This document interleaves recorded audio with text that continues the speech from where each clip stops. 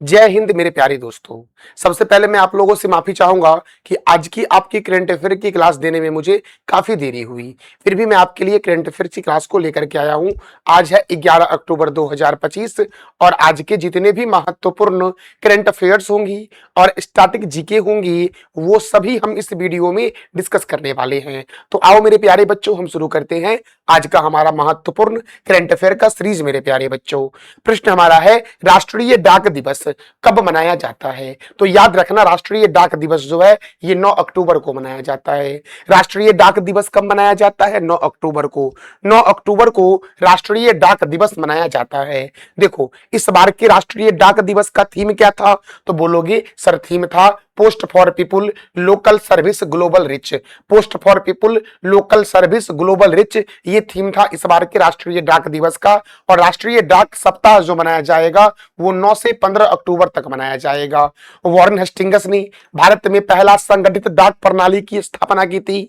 वहीं लॉर्ड डलहौजी के द्वारा आधुनिक डाक प्रणाली की स्थापना की गई थी। कब की गई थी? बोलोगे 1854 में किया गया था। और सर्वप्रथम डाक व्यवस्था को संगठित करने का श्रेय किसे जाता है? तो वॉरेन हेस्टिंग्स को, जिन्होंने 1774 में यह काम किया था। अच्छा, भारत जो है वो यूनिवर्सल पोस्टल यूनियन का सदस्य कब बना? तो बोलोगे 1876 में बना। अच्छा, स्पीड पोस्ट की शुरुआत कब हुई? तो बोलोगे 1986 में स्पीड पोस्ट की शुरुआत हुई। और इंडिया पोस्ट पेमेंट बैंक की शुरुआत कब हुई? तो 2018 में इंडिया पोस्ट पेमेंट बैंक की शुरुआत हुई थी। तो मैंने क्या बोला कि राष्ट्रीय डाक दिवस मनाया जाता है 9 अक्टूबर को। थीम था इस बार का post for people local service global rich. और राष्ट्रीय डाक सप्ताह 9 से 15 अक्टूबर तक मनाया जाएगा। अच्छा, विश्व मानसिक स्वास्थ्य दिवस कब मनाया जाता है?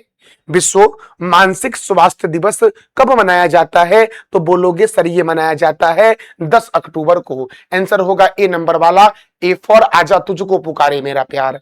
अब देखो, इस बार के विश्व मानसिक स्वास्थ्य दिवस का विषय था सर्विसेज तक पहुंचना, आपदाओं और आपात स्थितियों में मानसिक स्वास्थ्य। यही था इस बार के विश्व मानसिक स्वास्थ्य दिवस का थीम मेरे प्यारे बच्चों। अच्छा मेरे प्यारे दोस्तों, तो अब तक अक्टूबर महीने में कौन कौन से महत्वपूर्ण दिवस मनाए गए हैं? तो बोलोगे विश्व पशु संरक्षण दिवस 4 अक्टूबर, विश्व प्राकृतिक दिवस 3 अक्टूबर, विश्व आवास दिवस 2 अक्टूबर, अंतर्राष्ट्रीय अहिंसा दिवस 2 अक्टूबर, विश्व शाकाहारी दिवस 1 अक्टूबर, अंतर्राष्ट्रीय वृद्धजन दिवस 1 अक्टूबर और अंतर्राष्ट्रीय कॉफी दिवस 1 अक्टूबर को मनाया जाता है। इस बार के विश्व पशु संरक्षण दिवस का थीम क्या था? तो बोलोगे save animals save the planet. विश्व शिक्षक दिवस कब मनाया जाता है? 5 अक्टूबर को। और विश्व डाक दिवस कब मनाया जाता है? तो बोलोगे 9 अक्टूबर को। और राष्ट्रीय डाक दिवस भी 9 अक्टूबर को मनाया जाता है। तो चलो मेरे प्यारे बच्चों, बढ़ते हैं अपने अगले प्रश्न की ओर। हाल ही में किस राज्य के अभिनेता और बॉडी बिल्डर वरिंदर घुमन का 41 साल की उम्र में निधन हुआ है? तो ये जो मेरे प्यारे बच्चों वरिंदर घुमन है, यह किस राज्य के हैं? बोलोगे पंजाब के हैं। पंजाब को ही तो बोलते हैं 5 नदियों का भूमि। सांची का स्तूप मध्य प्रदेश में बेतवा नदी के किनारे है। सांची का स्तूप का निर्माण अशोक ने करवाया था। गुजरात मेरे प्यारे बच्चों, यहां पर कंकरिया झील है, सुदर्शन झील है और थोल झील है। हरियाणा मेरे प्यारे बच्चों, यहां पर सुल्तानपुर नेशनल पार्क है। तो याद रखना, वरिंदर घुमन जो है ये पंजाब के मेरे प्यारे बच्चों थे। अब ये अभिनेता भी थे और बॉडी बिल्डर भी थे। तो टाइगर 3 2023 में इन्होंने सलमान खान के साथ काम किया। टाइगर ऑफ सुंदरबन 2014 इसमें इन्होंने काम किया। फिर से मेरे प्यारे बच्चों मरजाबा में इन्होंने काम किया। फिर से कबड्डी वंस अगेन 2012 वाली पंजाबी स्पोर्ट्स ड्रामा मूवी थी, इसमें इन्होंने काम किया। ये जो वरिंदर घुमन है, इनको हम लोग कहते हैं ही मैन। वरिंदर घुमन को जानते हैं ही मैन के नाम से। अब पंजाब की राजधानी क्या है? चंडीगढ़। पंजाब के गवर्नर कौन है? बोलोगे गुलाब चंद्र कटारिया। और पंजाब के मुख्यमंत्री कौन है? भगवंत मान है। यहाँ पर राज्यसभा 13 है दोस्तों और लोकसभा, राज्यसभा 7 है सॉरी, और लोकसभा 13 है। देखो याद रखना, पंजाब में राज्यसभा और लोकसभा के बारे में बात करेंगे तो बोलोगे 7 13। वहीं मेरे प्यारे बच्चों अगर असम के बारे में बात करेंगे तो बोलोगे 7 दूना 14। वहीं अगर तेलंगाना के बारे में बात करेंगे 7 और हम भी 7 है, 7 7 17 याद रखना, 7 और 17 याद रखना। तो पंजाब में राज्यसभा लोकसभा 7 13, असम में 7 14 और तेलंगाना में 7 17 है। अबोहर वन्य जीव अभ्यारण्य, हरिके लेक वन्य जीव अभ्यारण्य कहां है? पंजाब में। और रंजीत सागर बांध रावी नदी पर पंजाब में है। फिर देखो कंजली झील, रोपर झील और हरिके झील पंजाब में है। भारत की रोटी की कटोरी पंजाब को कहते हैं। स्वर्ण मंदिर का शहर अमृतसर को कहते हैं। बगीचों का शहर कपूरथला को कहते हैं। और याद रखना 5 नदियों की भूमि पंजाब को कहते हैं। झेलम, चिनाब, रावी, ब्यास और सतलज से मिलकर के पंजाब बना हुआ है। श्री गुरु रामदास जी अंतरराष्ट्रीय हवाई अड्डा किधर है? तो बोलोगे अमृतसर तरफ है सर मेरे प्यारे दोस्तों। चलो, सक्षम के विकास में किस कंपनी का सहयोग रहा है? सक्षम के विकास में मेरे प्यारे बच्चों किस कंपनी का सहयोग रहा है? तो बोलोगे भारत इलेक्ट्रॉनिक्स लिमिटेड यानी कि वेल का सहयोग रहा है। गाजियाबाद वेल का सहयोग रहा है सक्षम के विकास में मेरे प्यारे लाल एवं लालियों। चलो अगला प्रश्न है, मुंबई वन ऐप किसने लॉन्च किया है? ये जो मुंबई वन ऐप है इसका उद्देश्य है निर्बाध सार्वजनिक परिवहन सुनिश्चित करना। देखो तो मुंबई वन ऐप जो लॉन्च किया गया है वो भारत के प्रधानमंत्री नरेंद्र मोदी के द्वारा लॉन्च किया गया है। आंसर हो जाएगा बी नंबर वाला।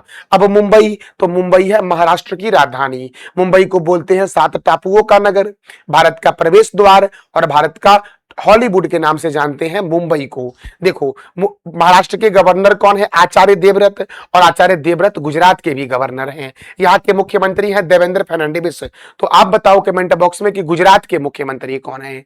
यहाँ पर राज्यसभा 19 है, लोकसभा 48 है। तो चलो मेरे प्यारे बच्चों आप बता दो पंजाब में राज्यसभा लोकसभा कितना है, असम में कितना है और तेलंगाना में कितना है, और तेलंगाना में कितना है? इस तीनों राज्य का नाम बता दो। इस तीनों राज्यों में राज्यसभा लोकसभा कितना है? केंद्रीय कपास अनुसंधान केंद्र नागपुर में है। देखो कपास बोले तो नागपुर और कपड़ा बोले तो बोलोगे अहमदाबाद। केंद्रीय कपड़ा अनुसंधान संस्थान अहमदाबाद में है। इंडियन सेक्रेटरी प्रेस का मुख्यालय पुणे में है और नीरज चोपड़ा स्टेडियम भी पुणे में है। भारतीय मौसम वेधशाला पुणे में है और भारतीय मौसम विज्ञान संस्थान दिल्ली में है। नासिक जो है ये गोदावरी नदी के किनारे है। चलो अगला प्रश्न हमारा है, हाल ही में किस देश में 12,000 वर्ष पुरानी मानव चेहरे वाला स्तंभ खोजा गया? देखो 12,000 साल पुरानी मानव स्तंभ वाला मेरे देखो 12,000 वर्ष पुरानी मानव चेहरे वाला जो स्तंभ खोजा गया है ये कहां खोजा गया है? तो बोलोगे सर ये तुर्की में खोजा गया है। कहां खोजा गया है? तुर्की में। ये आपको इमेज दिख रहा होगा मेरे प्यारे बच्चों, यही है 12,000 वर्ष पुराना मानव चेहरे का स्तंभ मेरे प्यारे बच्चों। और ये कहां खोजा गया है? तो क्या बोलोगे? तुर्की में खोजा गया है। अब तुर्की में खोजा गया है तो याद रखना तुर्की के कराहतेप पुरा स्थल पर 12,000 वर्ष पुराना एक टी आकार का स्तंभ मिला है जिस पर मानव चेहरे की आकृति उकेरी गई है। अब तुर्की की राजधानी क्या है? तो बोलोगे अंकारा। तुर्की की मुद्रा क्या है? Turkish lira. और तुर्की के राष्ट्रपति यानी कि प्रेसिडेंट कौन है? तो बोलोगे रेसेप तैयब एर्दोगन जो है वो तुर्की के राष्ट्रपति है। Recep Tayyip Erdogan, Recep Tayyip Erdogan जो है ये तुर्की के राष्ट्रपति है, ये याद रखना।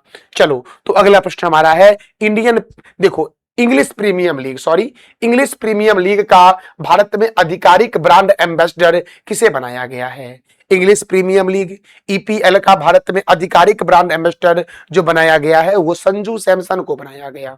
किसे बनाया गया है? संजू सैमसन को। इसका आंसर हो जाएगा बी नंबर वाला। बी फॉर बेबी को बेस पसंद है। चलो अगला प्रश्न है, भारतीय वायुसेना दिवस कब मनाया गया? तो 8 अक्टूबर को मनाया गया भारतीय वायुसेना दिवस। कब मनाया गया? 8 अक्टूबर को। देखो 8 अक्टूबर 1932 को भारतीय वायुसेना की स्थापना हुई थी, इसीलिए 8 अक्टूबर को वायुसेना दिवस मनाया जाता है। इसका मुख्यालय नई दिल्ली में है। तीनों सेना का मुख्यालय नई दिल्ली में है। देखो इसका आदर्श वाक्य है नभ अस्पृश्य दीप्तम। इसके प्रथम अध्यक्ष थे एयर मार्शल सुब्रतो मुखर्जी और वर्तमान में वायुसेना के अध्यक्ष हैं अमरप्रीत सिंह। अब देखो चीफ ऑफ डिफेंस स्टाफ कौन है? जनरल अनिल चौहान। नौसेना अध्यक्ष कौन है? दिनेश कुमार त्रिपाठी। और थल सेना अध्यक्ष कौन है? तो उपेंद्र द्विवेदी हैं। देखो इंडियन आर्मी डे कब मनाया जाता है? तो बोलोगे 15 जनवरी को। और इंडियन नेवी डे 4 दिसंबर को मनाया जाता है।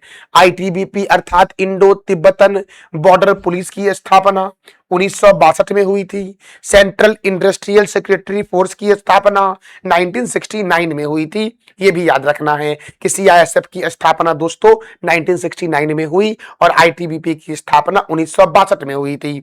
और ये दोनों का मुख्यालय भी नई दिल्ली में है। तो वायुसेना 8 अक्टूबर को, आर्मी डे 15 जनवरी को और इंडियन नेवी डे मेरे प्यारे बच्चों 4 दिसंबर को मनाया जाता है। इंडियन नेवी डे याद रखना। चलो अगला प्रश्न हमारा है मारिया कोरिना मचाडो को 2025 का नोबेल शांति पुरस्कार किस क्षेत्र में योगदान के लिए दिया गया है? अर्थात आपने क्या सीखा यहां से कि एक मारिया कोरिना मचाडो है, इनको शांति का नोबेल पुरस्कार 2025 देने की घोषणा की गई है। तो अब इनको किस योगदान के लिए इनको शांति का नोबेल दिया जा रहा है? तो बोलोगे कि वेनेजुएला में लोकतंत्र की वकालत के लिए इसका आंसर सी नंबर वाला हो जाएगा। सी फॉर कहो ना प्यार है।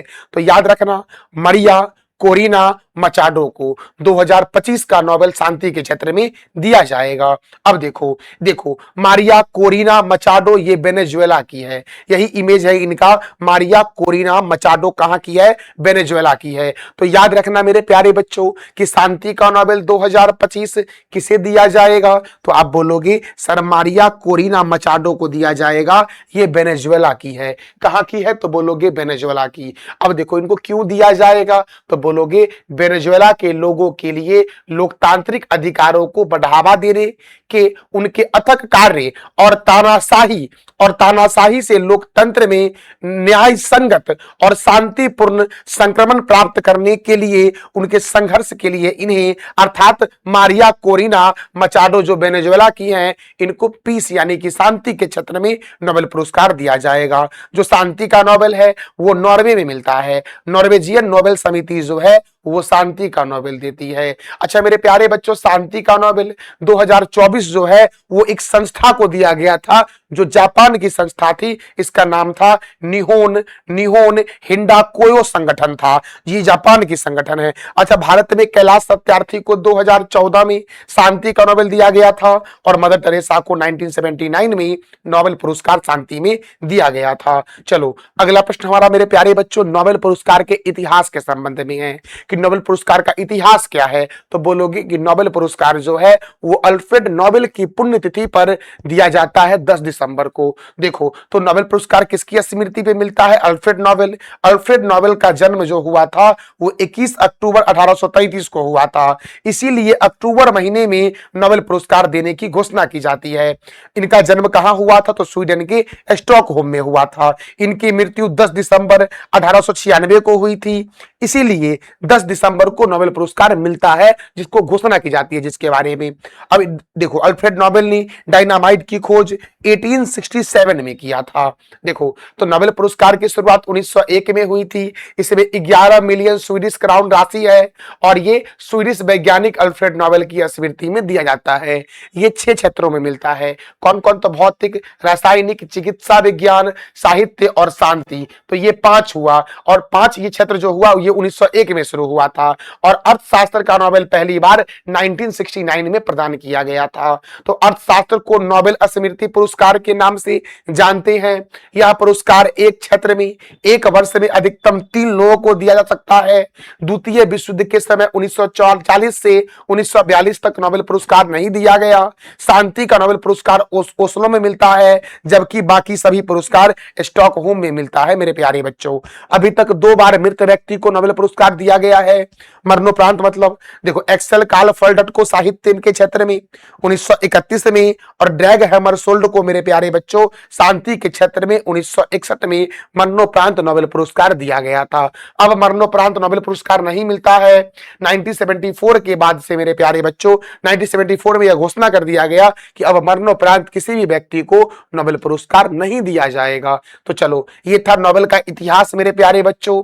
अब बात कर लेते हैं भौतिक के क्षेत्र में नोबेल पुरस्कार। तो भौतिक के क्षेत्र में नोबेल पुरस्कार यूनाइटेड किंगडम के जॉन क्लार्क, फ्रांस के मिशेल एच डेबोरेट और अमेरिका के जॉन एम मार्टिन को दिया गया। क्यों दिया गया? तो बोलोगे विद्युत परिपथ में macro scoping, quantum mechanical turning और ऊर्जा क्वांटीकरण की खोज के लिए दिया गया। अच्छा, फिजिक्स में 2024 का नोबेल किसे दिया गया था? तो बोलोगे जॉन जे हॉपफील्ड को दिया गया था और जेफरी ई हिल्टन को दिया गया था। अच्छा मेरे प्यारे बच्चों, रसायन का नोबेल किसे दिया जाएगा? तो बोलोगे सर जापान के सुसुमु कितागावा को, फिर से ब्रिटेन के रिचर्ड रॉबसन को और जॉर्डन के उमर एम यागी को दिया जाएगा। क्यों? तो धातु कार्बनिक ढांचे के विकास के लिए। अच्छा मेरे प्यारे बच्चों, तो 2024 का नोबेल रसायन में किसको दिया गया? केमिस्ट्री में किसको दिया गया? तो आप बोलोगे सर डेविड बेकर को दिया गया, डेमिस हसाबिस को दिया गया और जॉन जेम्पर को दिया गया था। चलो अब बात कर लेते हैं मेडिसिन की नोबेल के बारे में कि फिजियोलॉजी में नोबेल पुरस्कार किसको दिया जाएगा? तो बोलोगे मैरी ई ब्रुनको को दिया जाएगा जो अमेरिका की है। फेडरिक जे रामसभेल को दिया जाएगा, ये भी अमेरिका के हैं। और सीमोन साकागुची को दिया जाएगा जो जापान के हैं। इनको क्यों दिया जाएगा? तो परिधीय प्रतिरक्षा सहिष्णुता से संबंधित उनकी खोज के लिए दिया जाएगा। अच्छा मेडिसिन यानी कि फिजियोलॉजी का नोबेल 2024 किसे दिया गया था? तो वेक्टर एम्ब्रोस को और गैरी रुकुवन को दिया गया था। अच्छा मेरे प्यारे बच्चों, नोबेल पुरस्कार 2025 शांति का किसको दिया जाएगा? सॉरी, साहित्य का किसको दिया जाएगा? लिटरेचर का किसको दिया जाएगा? तो देखो इनका नाम है लासजुलो क्रासजाना होरकाई। लासजुलो क्रासजाना होरोकाई, ये हंगरी के हैं, इनको दिया जाएगा। क्यों दिया जाएगा? तो पुरस्कार की प्रेरणा क्या है? तो उनके सम्मोहक और दूरदर्शी कार्य के लिए जो मेरे प्यारे बच्चों ये सर्वनाशकारी आतंकों के बीच कला की शक्ति की पुष्टि करता है। तो साहित्य के क्षेत्र में लासजोल क्रासजाना होरोकाई जो हंगरी के हैं, इनको क्यों दिया जाएगा? तो बोलोगे उनके सम्मोहक और दूरदर्शी कार्य के लिए जो सर्वनाशकारी आतंक के बीच कला की शक्ति की पुष्टि करता है। अच्छा साहित्य का नोबेल 2024 किसे दिया गया? तो बोलोगे हान कांग को दिया गया जो दक्षिण कोरिया की है। अच्छा रविन्द्रनाथ टैगोर को गीतांजलि के लिए मेरे प्यारे बच्चों 1913 में नोबेल पुरस्कार दिया गया था। तो ये था मेरे प्यारे बच्चों साहित्य यानी कि लिटरेचर का नोबेल। चलो अगला प्रश्न हमारा है, छठा ग्लोबल फिनटेक फेस्ट 2025 का आयोजन कहां होगा? तो मुंबई में होगा। और मुंबई को बोलते हैं 7 टापुओं का नगर, भारत का प्रवेश द्वार, भारत का हॉलीवुड किसे कहते हैं? मुंबई को कहते हैं। मुंबई में टाटा इंस्टीट्यूट का मुख्यालय कहाँ है? मुंबई में है मेरे प्यारे बच्चों। मुंबई में ही मेरे प्यारे लाल एवं लालियों छत्रपति शिवाजी अंतरराष्ट्रीय हवाई अड्डा है। मुंबई में ही बीसीसीआई का मुख्यालय है, आरबीआई का मुख्यालय है। कहां पर है? तो मुंबई में, याद रखना। वानखेड़े स्टेडियम मुंबई में है, छत्रपति शिवाजी अंतरराष्ट्रीय हवाई अड्डा मुंबई में है मेरे प्यारे लाल एवं लालियों। तो ये था हमारा आज का महत्वपूर्ण करंट अफेयर्स। अब जरा सा हम कल के करंट अफेयर को रिवीजन कर लेते हैं कि विश्व डाक दिवस कब मनाया गया? 9 अक्टूबर को। पटना मेट्रो रेल सेवा के पहले चरण का शुभारंभ कब और किसके द्वारा किया गया? तो 6 अक्टूबर 2025 को मुख्यमंत्री नीतीश कुमार के द्वारा किया गया। भारत की पहली सहकारी संचालित संपीड़ित बायोगैस और पोटास परियोजना का शुभारंभ किस राज्य के कोपरगांव में किया गया? तो महाराष्ट्र। हाल ही में किस देश के प्रधानमंत्री सेबेस्टियन लोकार्नो ने इस्तीफा दिया है? तो फ्रांस। सीमा सड़क संगठन ने विश्व की सबसे ऊंची मोटर योग्य सड़क कहां बनाई है? तो मिगला दर्रा पर बनाई है, लद्दाख में।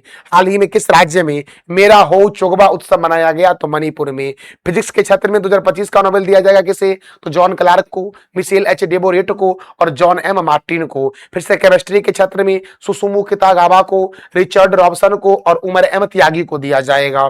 फिर से मेडिसिन के क्षेत्र में मैरी ई मैरी ई ब्रुनको को दिया जाएगा, सिमोन साकागुची को और फेडरिक जे राम सडेल को दिया जाएगा। साहित्य यानी कि लिटरेचर के क्षेत्र में 2025 का नोबेल किसे मिलेगा? तो बोलोगे लास्जोलो क्रास्ना होरकाई जो हंगरी के हैं इनको दिया जाएगा। तो ये 3 प्रश्न आप बता दो कमेंट बॉक्स में कि विश्व डाक दिवस कब मनाया जाता है, छठा ग्लोबल फिनटेक फेस्ट 2025 का आयोजन कहां होगा और भारतीय वायुसेना दिवस कब मनाया गया। ये 3 प्रश्न मैंने आपसे कल पूछा था कि नोबेल पुरस्कार की शुरुआत 1901 में हुई, नोकरेक राष्ट्रीय उद्यान मेघालय में है, और बीआरओ अर्थात सीमा सड़क संगठन की स्थापना कब हुई? तो 1960 में हुई। मेरे प्यारे लाल एवं लालियो, ये था हमारा आज का महत्वपूर्ण current affairs with static G की। जानकारी कैसी लगी इसका फीडबैक आप अवश्य देना कमेंट बॉक्स में। और हाँ, इस वीडियो का पीडीएफ आपको टेलीग्राम पर मिलेगा जिसका लिंक वीडियो के डिस्क्रिप्शन बॉक्स में है।